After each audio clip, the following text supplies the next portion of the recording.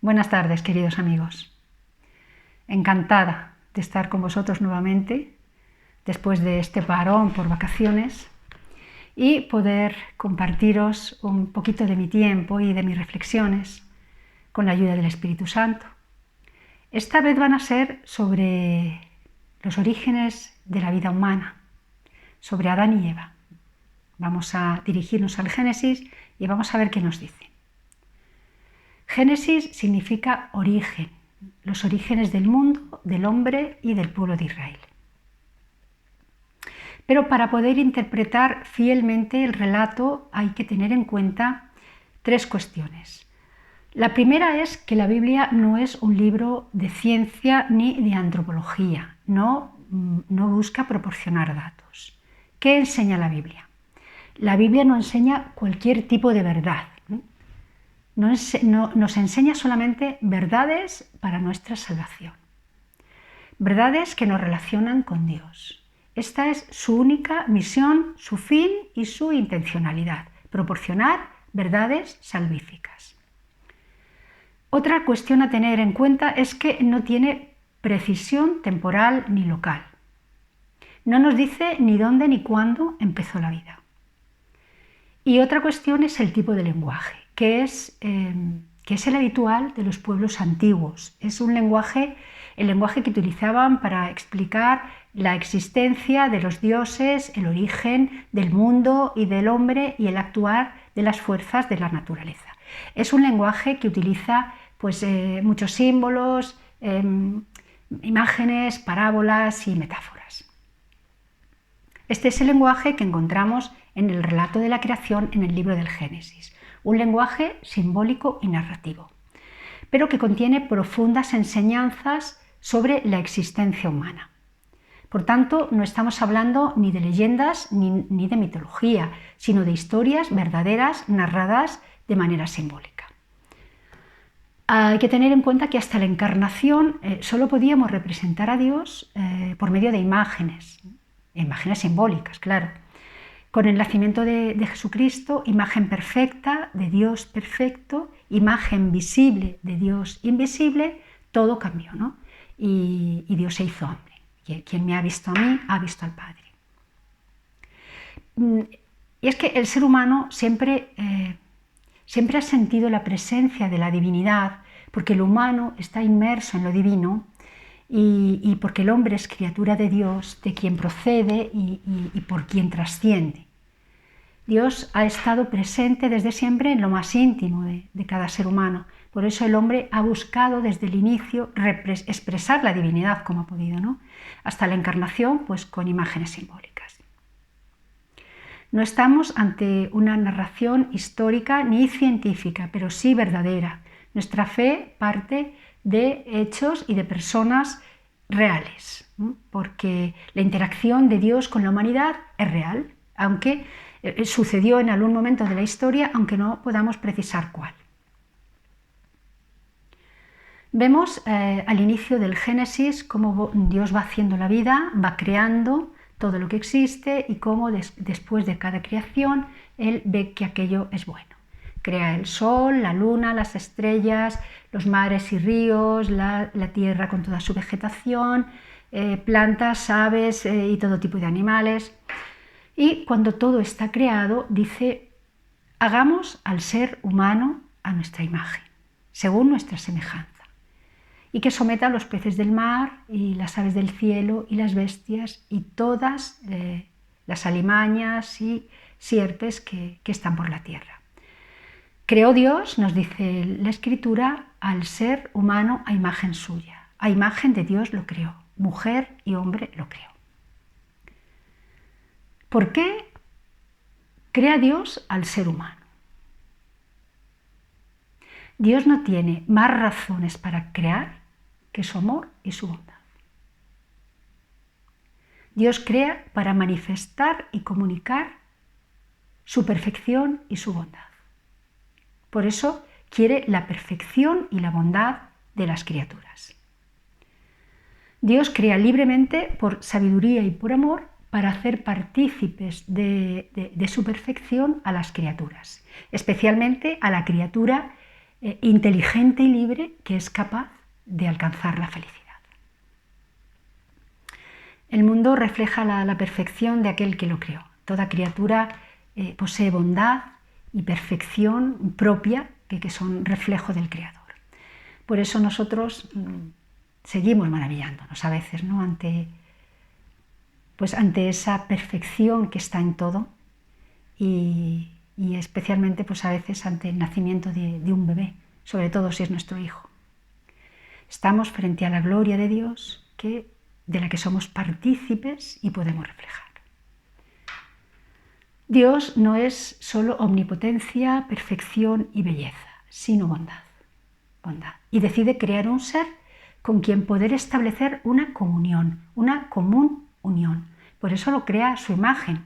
Quiere que pueda apreciar, gozar, valorar y ser feliz al participar de lo que Él es, de lo que Él tiene y de lo que Él entrega al hombre.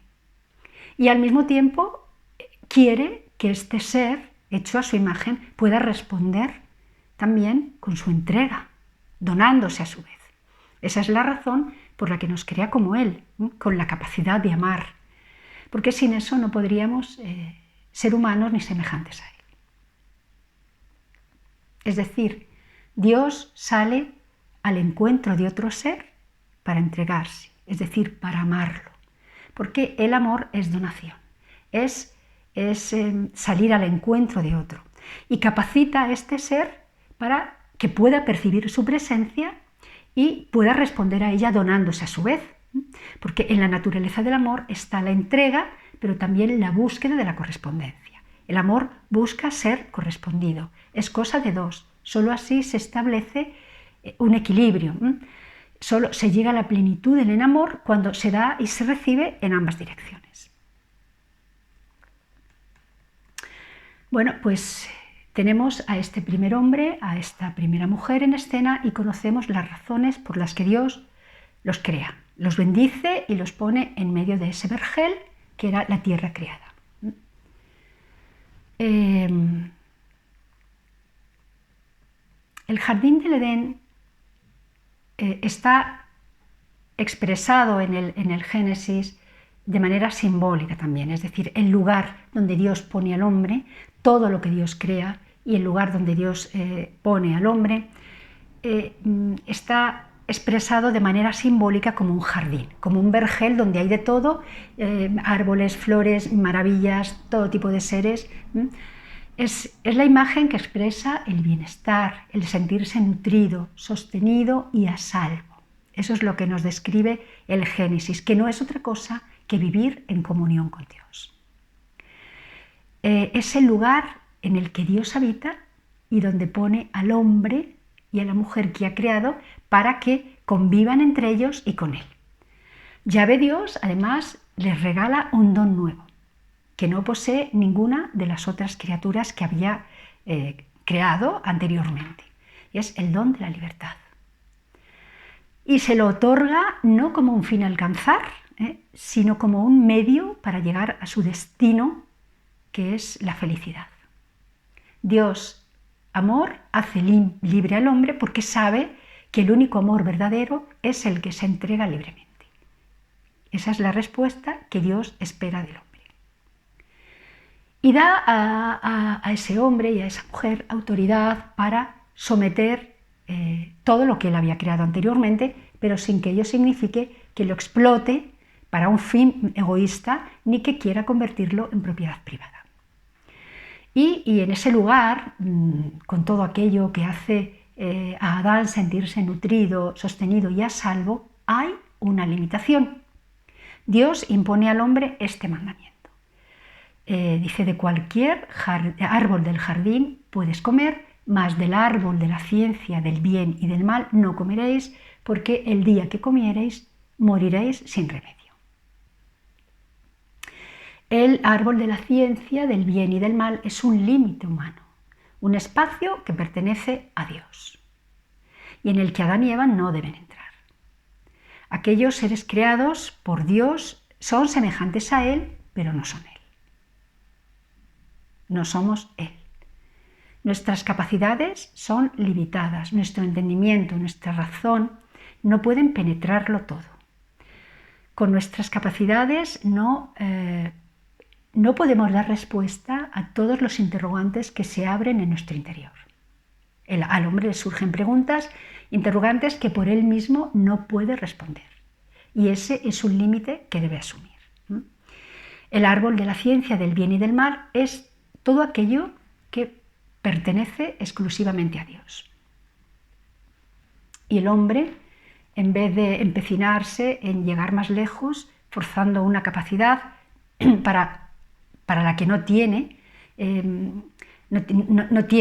una capacidad que no tiene, quiero decir, lo que debe hacer es aceptar con sencillez esos límites y dejar a Dios lo que es de Dios. Sencillamente porque en esos límites que como seres creados tenemos, no podemos desenvolvernos ni tenemos nada que aportar, ni son de nuestra incumbencia. Y esto no significa que Dios nos quiera sometidos. Nos ha dotado de razón, de la capacidad de análisis y ha puesto en nuestro interior deseos de conocimiento y sabiduría. Quiere dar respuesta a nuestros interrogantes, quiere que vivamos en todo nuestro potencial. El hombre busca la verdad porque está en su genética, porque es un don de Dios. Hechos a su imagen y semejanza señala una diferencia entre el hombre y todo lo creado anteriormente. Por eso lleva ante Adán a todas las aves del cielo y a todos los animales de la tierra y le dice: ponles nombre. Dios quiere que busquemos la verdad para la que Él nos creó, pero nos avisa de que en nuestra naturaleza hay límites. Pero el hombre, en su deseo de ser más, a veces equivoca su camino y cree que ser más es tener más poder, más autoridad y mayor control sobre la creación y sobre la vida. El hombre cree que aquello que comprende y puede explicar le pertenece. Por eso los escritores del Génesis describen el árbol como algo apetitoso para nuestros primeros padres. Eso es lo que simboliza el árbol de la ciencia del bien y del mal. Nuestro deseo de vivir y de actuar sin límites, el querer ser como Dios. Y Él, que conoce a sus criaturas, les avisa para que no utilicen mal sus capacidades y su libertad. No os acerquéis ahí porque moriréis. ¿Qué significa ese moriréis? Pues que hay una ruptura, hay un antes y un después entre su naturaleza primitiva, la que Dios les había dado, y lo que ocurre después de pecar. Hay una pérdida de la inocencia y la paz primitivas. Ellos no conocían el mal, lo conocieron cuando pecaron. Por la desobediencia y su deseo de autoafirmación, conocieron el mal y perdieron su inocencia primitiva. Tuvieron una experiencia de muerte. Tomaron contacto con el mal, por eso se dieron cuenta de que había algo vergonzoso en ellos, algo sucio que había que ocultar. Descubren el pecado. Dios había querido protegerlos de aquello, pero los hizo libres, ¿no? Y la libertad pues tiene sus riesgos, las consecuencias de nuestras elecciones. Nuestros primeros padres se rebelan contra sus límites buscando ser como Dios. Rechazan el sometimiento a aquel a quien por naturaleza estaban sometidos. ¿Y qué ocurre? ¿Por qué, no? ¿Qué les pasa a Adán y Eva para que de pronto desobedezcan a aquel que los sostenía y les daba la vida? Pues que son tentados por otro ser. Otro ser que se les acerca no para decirles que Dios no era Dios. La tentación no empieza con la negación de Dios, no empieza con el ateísmo. Al contrario, la serpiente le hace una pregunta aparentemente sensata y muy razonable, pero con una intención perversa, la de arrastrar al hombre a la desconfianza. Se acerca a Eva para preguntarle por qué Dios les había prohibido comer de los árboles del jardín. Y Eva precisa que no les ha prohibido comer de los árboles, de todos, sino de uno, solo de uno, del de la ciencia del bien y del mal, porque les ha dicho, si comen de él morirán. Y la serpiente hace un comentario insidioso y perverso, maligno, ¿no? Les dice, no vais a morir, aunque comáis, sino que se os abrirán los ojos y seréis como Dios. Les presenta atractivo y deseable el fruto de aquel árbol, el seréis como Dios. Abre una brecha en lo más débil del espíritu humano, en su conciencia de dignidad personal. Seréis como Dios, como Él, conocedores del bien y el mal, o sea, sin límites. Quiere que Adán y Eva vean su alianza con Dios como una amenaza, como una cadena que los sujeta y les impide llegar a las auténticas promesas de felicidad, de la vida, que son el conocimiento, la libertad, el ser como Dios. Y les propone construirse un mundo para sí mismos, en que no hay limitaciones de bien ni de mal, en el que todo está permitido. No tenéis por qué aceptar las limitaciones que Dios os ha impuesto. Liberaos de ellas, suprimirlas. Nos presenta el pecado como algo atractivo, que es lo que hace siempre. Es el modus operandi del demonio. Instigar para hacernos creer que la alianza es una atadura y que lejos de Dios podemos hacer una vida libre y sin limitaciones. Pero el pecado nunca sacia, sino que nos deja desilusionados, vacíos y hambrientos siempre de algo más. Y eso es algo que uno puede ver en sí mismo y en los demás. Creer que el hombre puede construir su vida al margen de la alianza es un error que nos saca del paraíso. Esa búsqueda nuestra de plenitud, de desarrollo personal y de ser, de existir en plenitud, siendo nosotros mismos y que en principio es buena, nos puede llevar al autorreferencialismo que lo absorbe todo hacia sí mismo. Y entonces la búsqueda de autoafirmación se puede convertir en una trampa. El hombre tiene que encontrar la bondad interna de la creación. Tiene que volver a mirar el Espíritu de Dios aleteando sobre el mundo.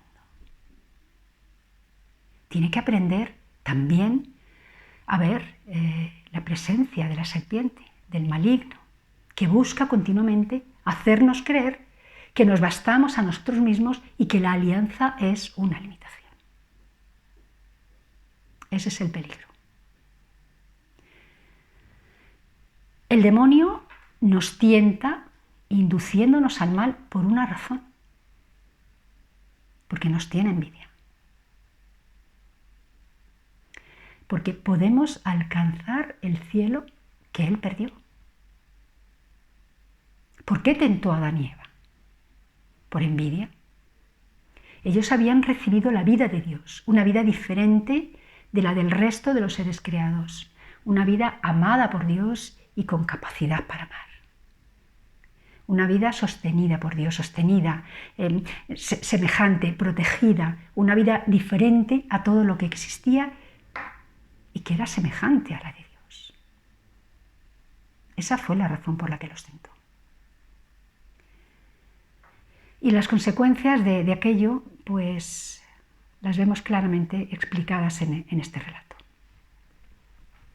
Adán y Eva se apoyan uno en otro para desobedecer, para traspasar el único límite que Dios les había impuesto y empiezan a ser conscientes del mal y a sufrir sus consecuencias. Fue el acto de desobediencia lo que abrió los ojos de Adán y Eva al mal. Por eso la serpiente les dijo, se os abrirán los ojos. ¿A qué? Al mal del que ellos estaban protegidos. Con aquello pusieron al descubierto su miseria y por primera vez supieron lo que era ser malvados, sentir vergüenza y querer esconderse de Dios. ¿Cómo sabéis que estáis desnudos? ¿Quién os ha dicho que hay algo sucio e indigno en vosotros que debéis ocultar? Dice el relato que al oír la voz de Dios se escondieron. Dios había salido a su encuentro, como todos los días, a la hora de la brisa. Y ellos se escondieron al oír su voz, porque se les abrieron los ojos, perdieron la inocencia primitiva y empezaron a tener conciencia del mal. Fijaos a dónde nos conduce ese mal orientado deseo de autoafirmación, ese querer vivir sin estar sujetos a Dios, al temor, entre otras cosas.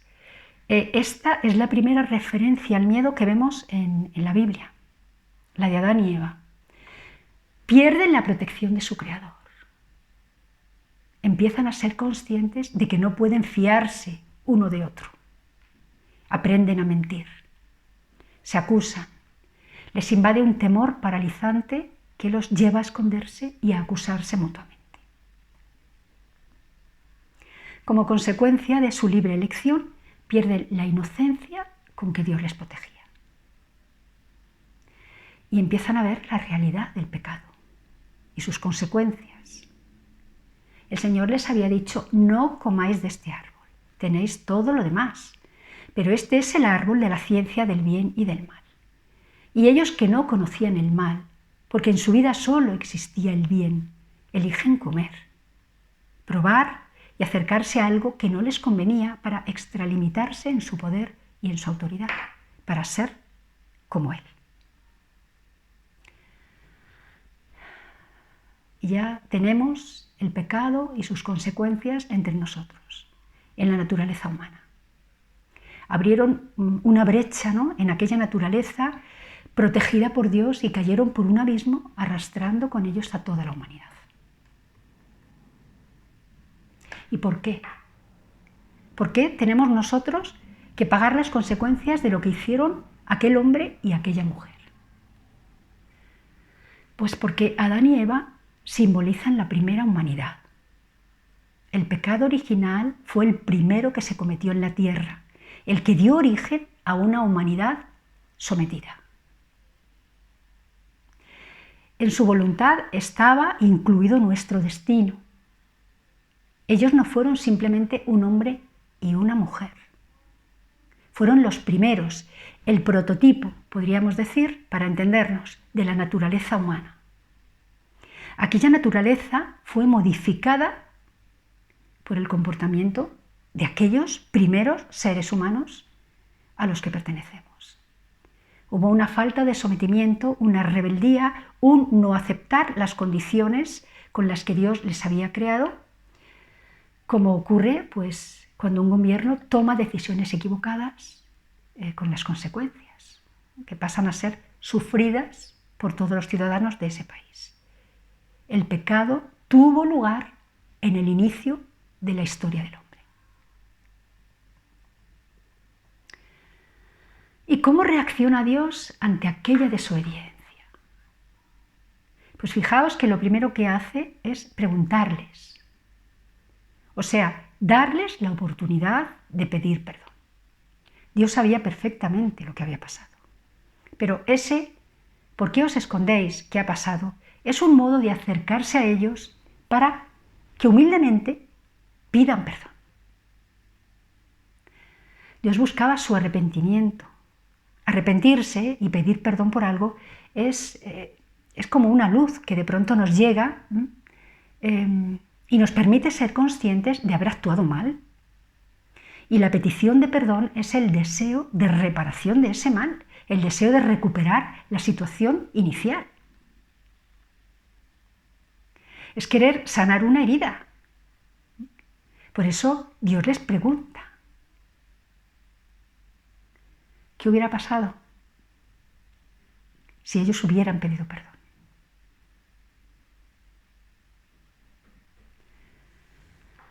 Pero Adán y Eva no pidieron perdón, cayeron en un nuevo pecado.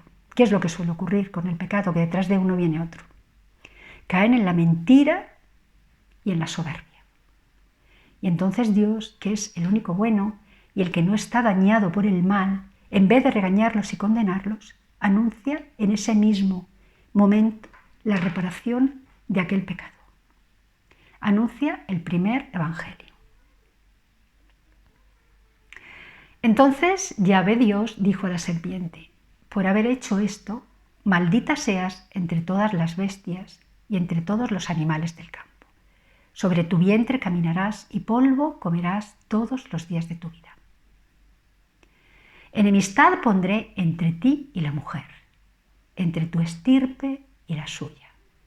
Él te pisará la cabeza mientras tú le hieres en el talón. Dios maldice a la serpiente y le dice que pone enemistad entre ella y la mujer, haciendo referencia a aquella por la que llega la salvación a la humanidad, María, la elegida por Él para poner al Salvador en el mundo, para ser el canal humano por el que Dios se encarna. Pondré enemistad entre tu linaje y el suyo. El linaje de María es Jesús. Dios hecho hombre, aquel que viene a reparar ese pecado, aquel que viene a pedir perdón en nombre de todos aquellos que nunca lo pidieron, entre los que estamos tú y yo. Es impresionante, la verdad, que Dios actúe con tanta bondad y con tanta diligencia, tan rápidamente. No deja a la humanidad desatendida, a su merced, sino que inmediatamente sale a su encuentro, anunciando la reparación de todo aquello, la salvación de toda la humanidad por aquel primer pecado, el del origen, y por todos los que vendrían después como consecuencia de todo aquello, como consecuencia del primero. Tenemos aquí, en el inicio de la escritura del Antiguo Testamento, el anuncio del primer evangelio. Perdimos por Adán y Eva la semejanza con Dios. Se desdibujó, se emborronó por el pecado nuestra naturaleza primitiva. Y Dios nos anuncia en ese mismo instante la recuperación de esa semejanza. Es precioso, de verdad es precioso y enorme lo que Dios hace y lo que Dios sigue haciendo por sus hijos. Dios no se entromete en las decisiones de sus criaturas. El nivel de respeto por nuestra libertad es total, pero sin dejar de llamarnos. Está continuamente saliéndonos al paso y haciéndose presente en medio de nuestra realidad y nuestra vida para iluminarnos, guiarnos y tendernos la mano. Fijaos cómo puede llegar a sostenernos la esperanza en aquel que es bueno, en su modo de amarnos, en su modo de relacionarse con nosotros, que no es que se conforme con habernos creado y controle más o menos nuestra existencia desde la lejanía, sino que nos sale al paso cada día, ¿no? A la hora de la brisa, y nos llama continuamente con la intención de salvarnos, de devolvernos la dignidad, de sacarnos del pecado que nos destruye y que es un engaño. Por eso Jesús llamó al demonio padre de la mentira.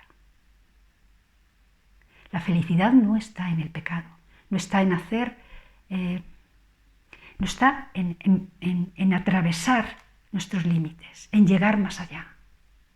no está en romper la alianza ni en verla como en una cadena. Nuestra felicidad está en la común unión con Dios, para la que hemos sido creados.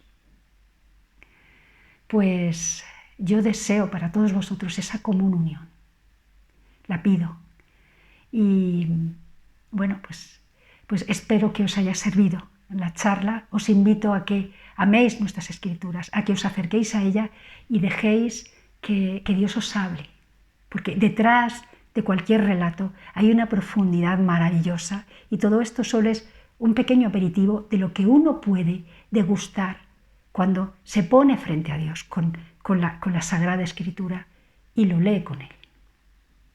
Y le pide que sea Él quien le abra el entendimiento y la razón y quien le lleve a conocer qué hay más allá.